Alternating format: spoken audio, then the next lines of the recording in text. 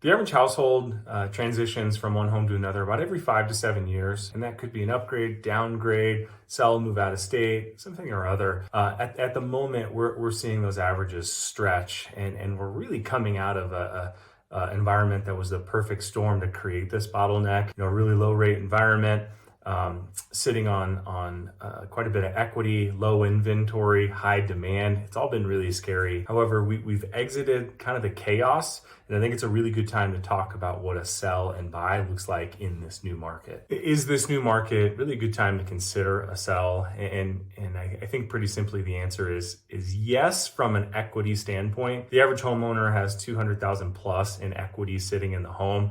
Equity is really doing nothing other than sitting idle in the property. So from that standpoint, if it can be leveraged to transition into a property, if there is a need, that can definitely be an advantage for you. We're still seeing strength in the market. Inventory is still relatively low. Demand is seasonally kind of strengthening here.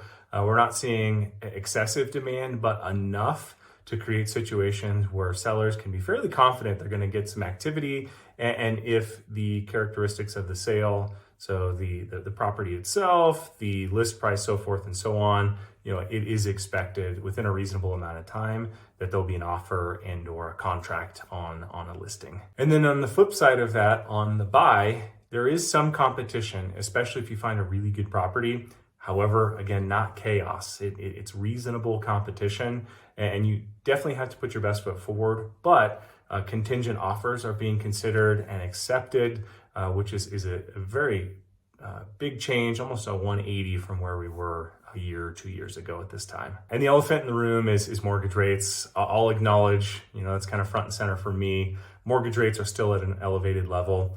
And if you were to sell and buy, you are kind of taking a leap of faith that eventually you can refinance into a lower rate. No one wants to be in a 6% rate long term at this point, given the low rates we're coming out of and just kind of the recency bias there.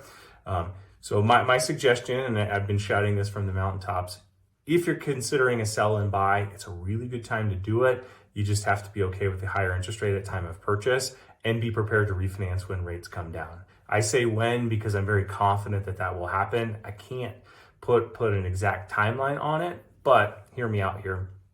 So the Fed always wins. You know, they have such powerful levers at their disposal that they will win. And what they're doing right now by raising the Fed funds rate is just making the cost of borrowing higher to slow down growth in the economy. And they're doing it in a systematic manner. When they start to see a slowdown in the economy, we're going to see inflation come down, and we're starting to see that. And at the same time, we're going to see interest rates come down, and then they're going to have to jumpstart the thing all over again. So there's going to be this window of time, and I sense that we're getting there, that we will see a lower rate environment. So if you can use high rates to your advantage, so get that next property, work through a balanced market to get the home that you really want, and then fine tune down the road. I think if your situation calls for it, so if you have a need for a new home, it's actually a really good time to consider.